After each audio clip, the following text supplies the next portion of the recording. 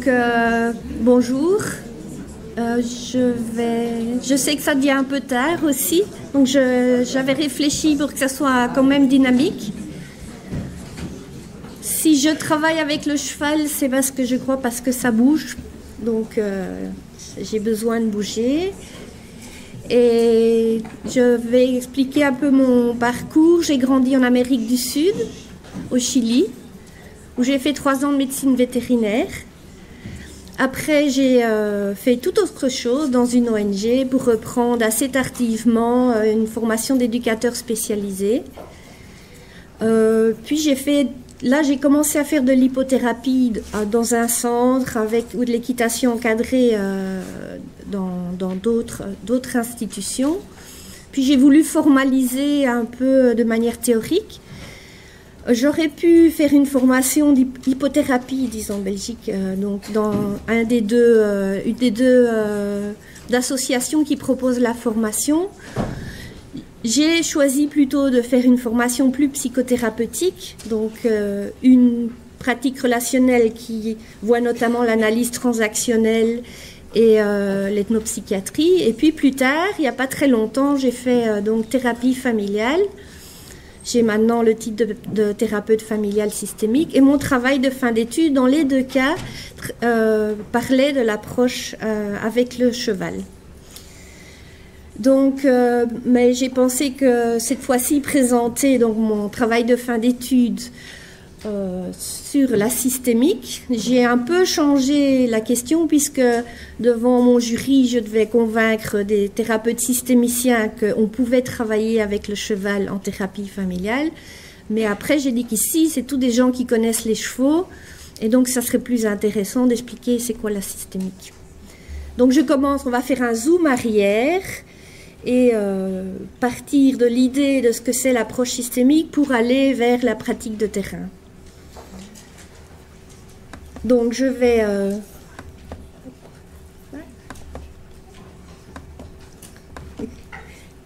Non, il ne se passe rien. Au secours.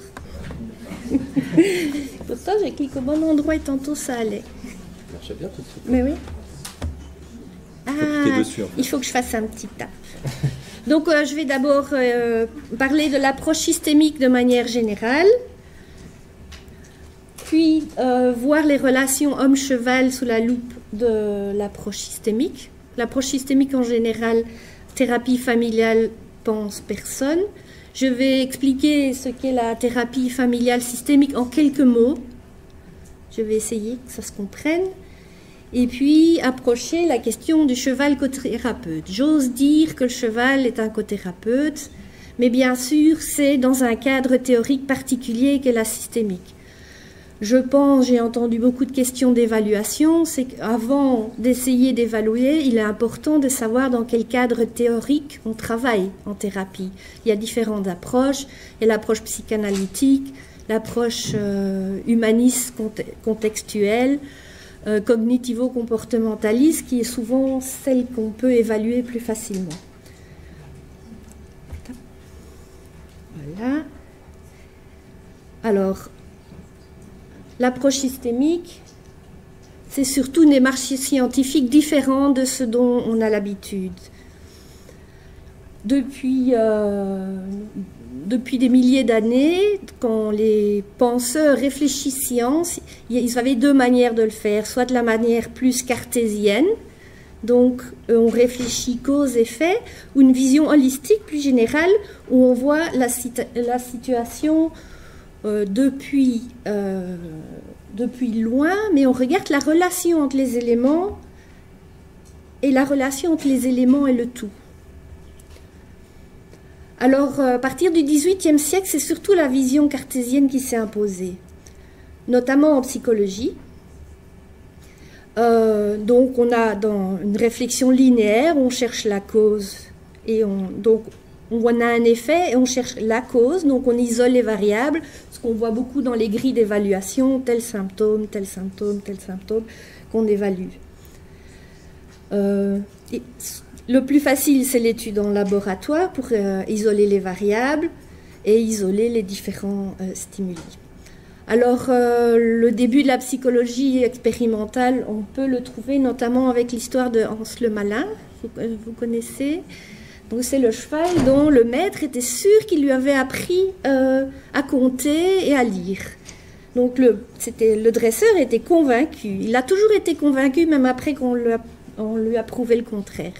Il y a eu un groupe de scientifiques qui ont étudié. Ils ont vu que même quand on enlevait le dresseur, le cheval savait quand même répondre aux questions. Donc, ils ont dit peut-être il est intelligent.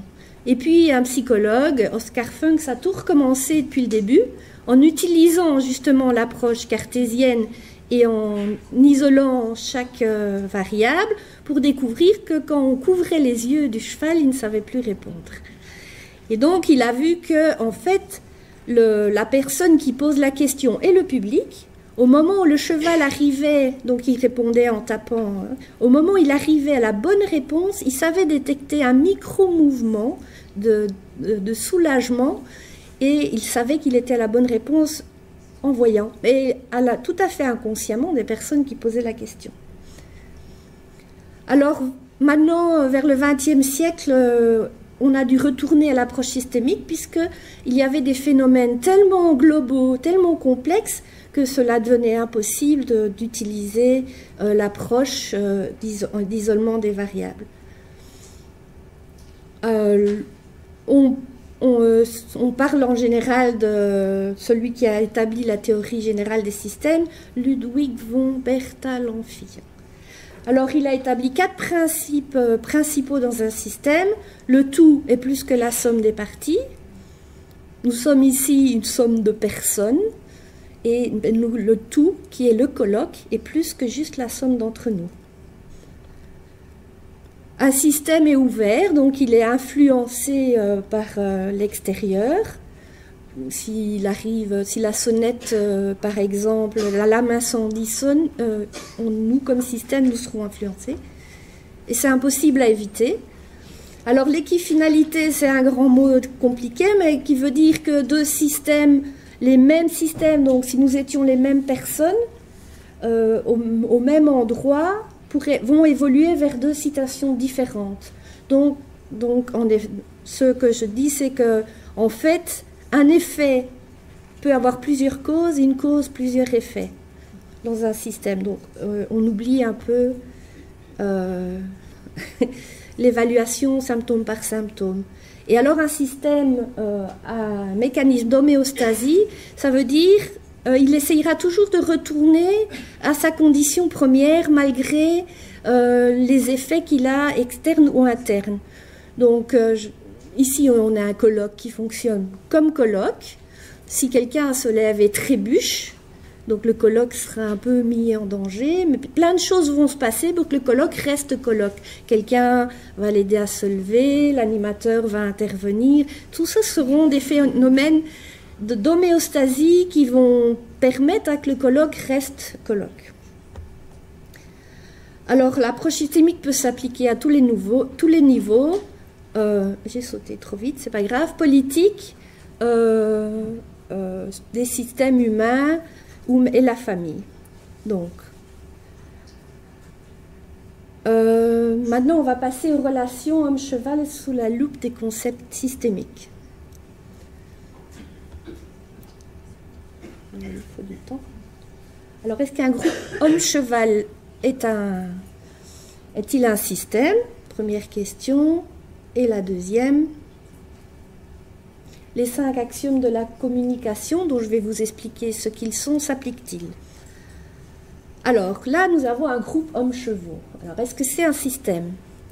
On examine ça sous les 4 principes que je viens de vous dire. Donc, le tout est-il plus que la somme de ces éléments? 4 chevaux et 4 personnes, mais là, c'est une balade. Donc, on peut mettre 4 chevaux, 4 personnes sans que ça soit une balade. Donc, dans ce cas-là, le tout est bien plus que la somme de ces éléments. Est-ce que c'est un système ouvert? Qu'un chien arrive, on saura tout de suite que le système sera influencé en aboyant, bien fait. Alors, équifinalité, est-ce qu'une cause peut avoir différents effets? Si le chien arrive, donc une cause va arriver, les chevaux vont faire un écart, un cavalier va tomber, Et peut-être un autre cavalier a eu tellement peur qu'il décide de plus jamais monter de sa vie. Donc ça peut, la même cause, avoir différents effets. Est-ce qu'un effet peut avoir différentes causes? La raison que le cavalier est tombé peut être que la sangle est mal attachée, que le cheval n'était pas bien ce jour-là, donc il n'y a pas que le chien. Donc ça s'applique. Alors l'homéostasie, c'est une balade. Si après que le chien soit arrivé, la chute et tout le monde remonte en selle, on arrange les choses et ça continue à être une balade, il y a eu un phénomène d'homéostasie. Alors les 5 axiomes de la communication, ce sont les premiers penseurs de la systémique dans la communication humaine, dont Václavic est un livre très connu en systémique, c'est une théorie de la communication. J'ai pris les 5 axiomes et j'ai vu si ça pouvait s'appliquer avec le cheval et les hommes. Donc il est impossible de ne pas communiquer. Alors ça veut dire que même si par exemple j'ai oublié le licol dans le champ, je vais chercher le licol. Mon intention n'est pas du tout de communiquer avec les chevaux. Je vais chercher mon licol. Pourtant, quand je vais aller chercher le licol, je vais dire aux chevaux plein de choses. Je ne viens pas te sceller, tu vas avoir la paix. Et donc, c'est impossible que je ne communique pas. La même chose, les chevaux sont là, je sais qu'ils sont là, et ce que je vais faire, la manière dont je vais me positionner, va avoir avec les chevaux. Voilà. Václavic, il utilise des exemples rien qu'humains. Donc, par exemple, quelqu'un dans l'avion qui est assis à côté de quelqu'un d'autre, qui veut parler, et l'autre ne veut pas parler. Et donc, mais il explique, bon, il communique quand même. Alors, plus compliqué, toute communication présente 2 aspects. Le contenu, la relation, tel que le second, donc la relation, englobe le premier, et par la suite une métacommunication. Donc une métacommunication, c'est une communication au sujet de la communication. Alors le contenu, c'est très spécifiquement humain. Quand je parle, je vous dis des choses. Donc ça, c'est le contenu.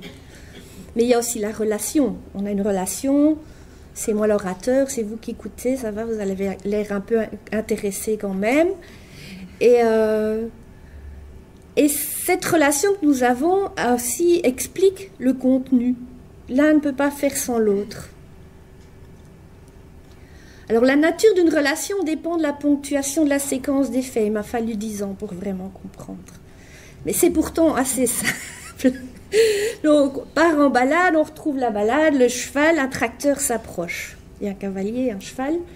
À ce moment-là, il va avoir une suite de communication entre le cheval et le cavalier. La manière dont vont s'imbriquer les différentes communications, donc le cheval va lever un peu la tête, ouvrir les yeux, le cavalier serrer les jambes, confirmer qu'effectivement c'est peut-être dangereux un tracteur, le cheval va faire un écart, le cavalier resserrer les jambes, tirer, et vous voyez où ça en va, et c'est la manière dont les choses s'imbriquent qui vont créer une relation de peur. Et ça pourrait aller aussi dans l'autre sens si la communication, la séquence des éléments de communication s'imbrique de manière différente. Voilà. En fait, on ne sait jamais quel stimuli a provoqué quelle réaction. On ne sait pas où ça commence. Alors, la communication humaine utilise 2 modes de communication, digital et analogique. Le plus clair pour ce principe, c'est en général les horloges. Donc, l'horloge digitale, c'est celle qui dit l'heure. C'est écrit les chiffres. Et elle dit l'heure et rien que l'heure. Ça, c'est communication digitale. Analogique, c'est une horloge analogique, elle dit l'heure, mais elle dit aussi, par exemple, c'est midi quart. Quand on regarde l'horloge, on sait aussi que ça fait 1/4 d'heure que c'est passé, qu'il reste 3/4 d'heure. Et donc, il y a le lien entre les choses, c'est la communication analogique. Quand un cheval communique, c'est surtout de l'analogique. Il lève le pied un peu plus haut, très haut, ça veut dire coup de pied qui vient pas. Et la combinaison des différentes communications, est-ce qu'il baisse les oreilles en même temps, ou est-ce qu'il lève le pied pour chasser une mouche? Donc c'est la combinaison des différents modes de communication, des différents mouvements qui fait la communication chez le cheval, et c'est une communication analogique. Nous aussi, on utilise. La particularité de l'homme, c'est d'être en contradiction, quelquefois, avec les deux communications. Alors, est-elle digitale réservée aux humains? C'est tout le questionnement. Est-ce que quand le cheval frappe dans la porte, est-ce que c'est pas un mot? Je veux à manger. Donc, alors, ce qu'on peut dire, donc le cheval expert de la communication analogique, et l'homme un expert de la communication digitale. Tout le lien vers les enfants qui ont des difficultés de relation et qui peut probablement, on l'a revu dans plusieurs exposés, donc le cheval communique différemment, ça correspond mieux à la communication d'enfants, donc notamment autistes. Donc dernier axe, toute relation est soit symétrique, soit complémentaire, ça c'est facile. C'est les relations, donc égalité versus complémentarité,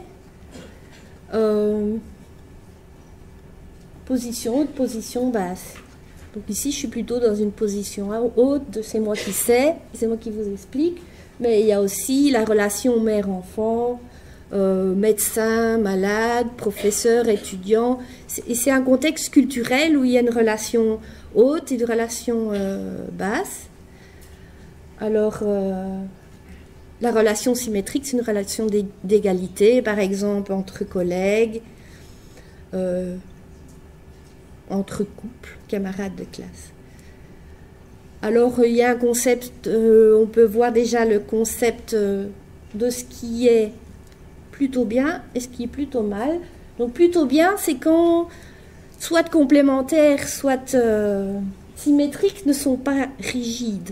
Il y a toujours des possibilités où ça change, par moment ou avec le temps.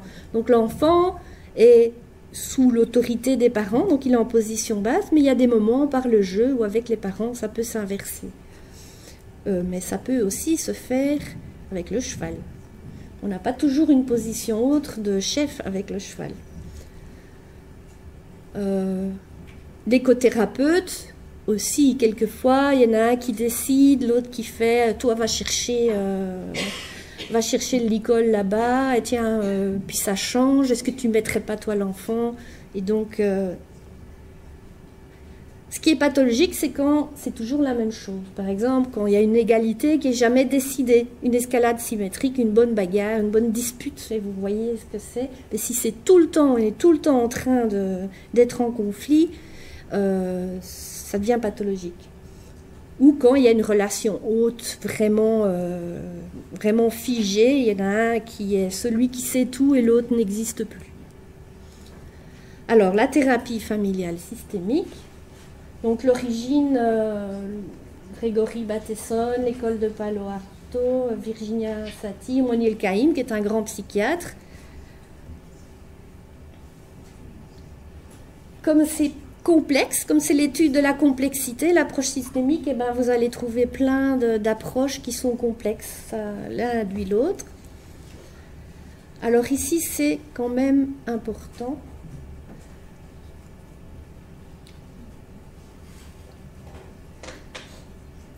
Donc voilà, quand on est thérapeute et qu'on va aider un enfant, il se pourrait qu'on mette en danger l'équilibre familial.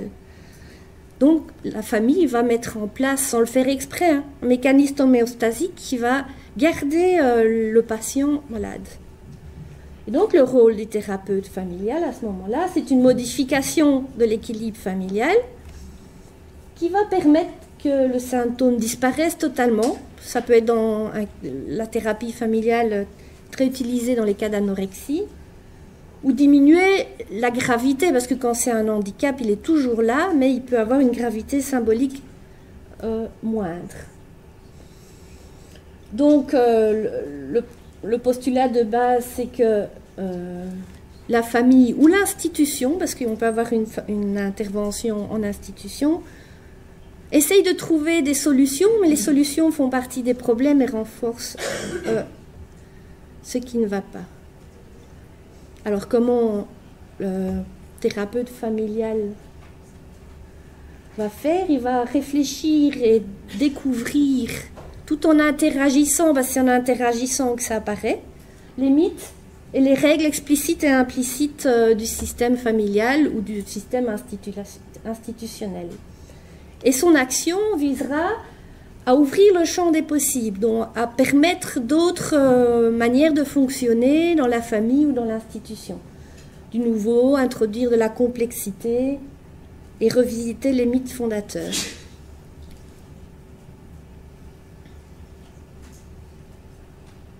Donc on construit le système thérapeutique, il y a le système familial, il y a l'endroit où se rencontrent les thérapeutes, le système d'écothérapeute qui peut être une équipe institutionnelle. Ça ne doit pas être quelqu'un qui a le titre de thérapeute. Alors l'avantage d'intervenir en cothérapie, ben, la famille va essayer d'obtenir que les thérapeutes agissent de la même manière qu'elle. Si la famille dit « Oh, mon enfant est très handicapé », il va essayer que l'équipe dise « Oui, oui, il est très, très handicapé ». On va essayer de ne pas rentrer là-dedans, qu'on est plusieurs, c'est plus facile. Pendant qu'il y en a un qui interagit, l'autre peut réfléchir et imaginer des choses à faire. Et la manière dont interagissent les thérapeutes propose à la famille un autre modèle que la famille pourrait adopter. Maintenant, il y a des conditions indispensables pour avoir un cothérapeute. Donc, c'est avoir confiance en mon cothérapeute. Donc, une ambiance de travail est quand même fort importante. Savoir que mon cothérapeute a confiance en moi. Savoir qu'il sait que j'ai confiance en lui. Et qu'il sache que je sais, qu'il sait que j'ai confiance en lui. Donc, il faut vraiment une relation. C'est très important, la relation entre le thérapeute et son cothérapeute. On va donc en venir au cheval. Donc ça, c'est... J'aime pas vous raconter tout un processus thérapeutique, mais un instant. Donc, qui s'est passé en piste avec un jeune garçon d'une dizaine d'années qui était, en Belgique, on dit caractériel, donc très difficile partout, tout le temps, avec tout le monde. Et qui, à l'institution, il était placé en institution aide à la jeunesse, c'est comment ici, aide à l'enfance. Et donc, il n'avait pas un problème de handicap, mais dans l'institution, il y avait des gros problèmes en groupe. Alors un jour, j'ai dit, on va faire, ça s'appelle une actualisation. J'ai pris les cônes, je suppose que pas mal connaissent les petits cônes rouges, verts, jaunes. Et je lui ai demandé de représenter sa famille, ses amis, et les intervenants. Alors, je faisais de l'hypothérapie, bien sûr. Je suis rentrée en piste avec Dylan. L'habitude qu'il avait, c'est de prendre un cheval. Il choisissait, je lui laissais choisir. Il prenait le poney ou le cheval, il rentrait, il le lâchait. Et puis après, nous faisions des tas de choses. Et le cheval participait, je ne l'obligeais pas à faire des choses avec le cheval. Alors, il n'était pas très preneur. Il lançait du sable. Je lui ai demandé de mettre les cônes, il ne voulait pas. Je lui ai proposé, je lui ai dit, est-ce que là ça va, est-ce que là ça va pas?